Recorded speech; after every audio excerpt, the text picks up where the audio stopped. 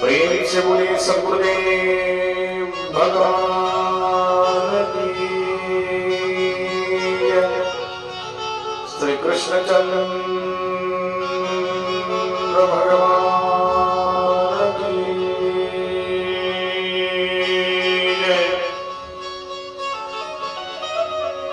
भक्तों, आप लोग श्रवण कर रहे थे कि ब्रह्मा जी विस्मृत हो गए, पूरा धाता भी विस्मृत था। ब्रह्मा जी विस्मृत हो जाए, जिन्होंने चारों वेदों की रचना की, तो आश्चर्य की बात है।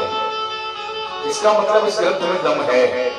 हाँ, भगवान ब्रह्मा जी ने सोचा कि जो मुझे भी विषय में डाल दे, कुछ तो है।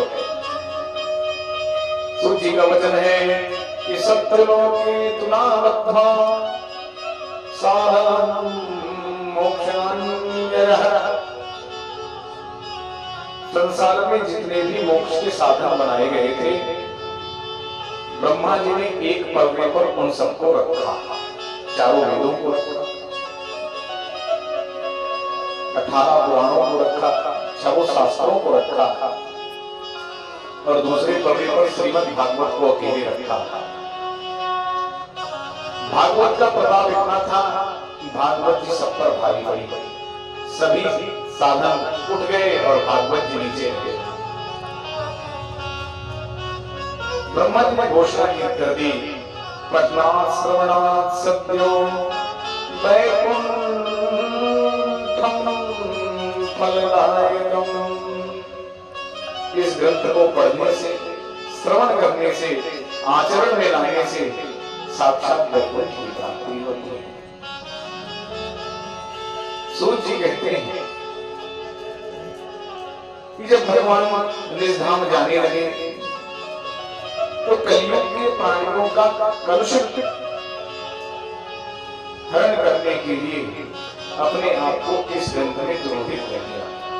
इसलिए इसका नाम है भागवत संहिता। एक नाम इसका है भागवत संहिता। तेनेन वाङ्मयी मूर्ति, यह भगवान की शब्दमय मूर्ति है। इसको श्रवण करने से, मनन करने से साक्षात मोक्ष की प्राप्ति होती है। कहा साक्षी कौन है? कहा परीक्षित साक्षी। कहा परीक्षित कहते हैं, दूसरा कोई साक्षी नहीं। सूत जी कहते हैं कि श्रीमद् भागवत कोई साधारण ग्रंथ नहीं है।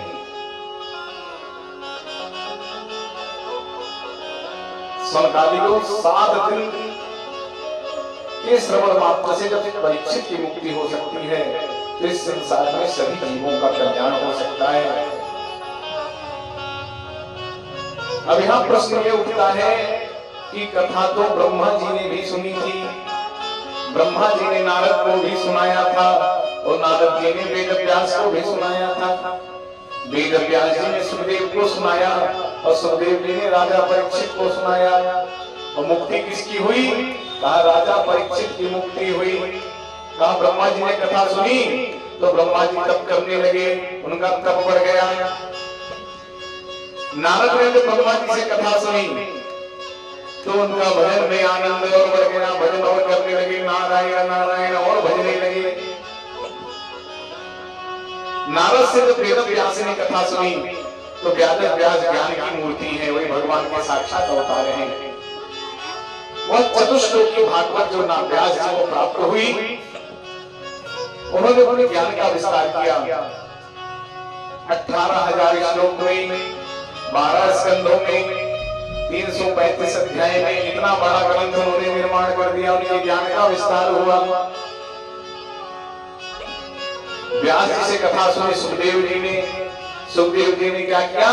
इसका प्रचार प्रसार किया। और फिर कथा किसने सुनी? कहा राजा परीक्षित ने कथा को सुना। राजा परीक्षित ने मोक्ष की कामना से इस कथा को सुना, और राजा परीक्षित का मोक्ष हो गया। जो जिस भाव से भगवान की कथा को श्रवण करता है, उसको वैसा ही फल प्राप्त